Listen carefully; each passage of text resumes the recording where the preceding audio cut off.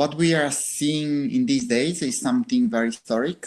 So we had first the declaration of the Imrali delegation from, and we can hear the words from Abdullah Ocalan, and then today we had the message from the PKK.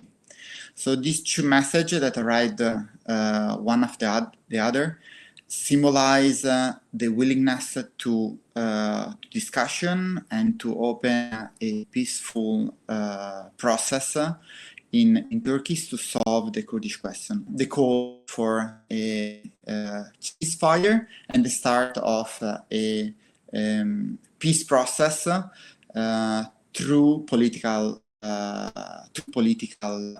meanings.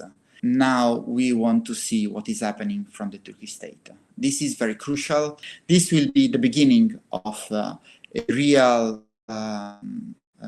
solution of the Kurdish question, but we really hope that we will see a positive outcome of this process that was started, that was open just a few days ago.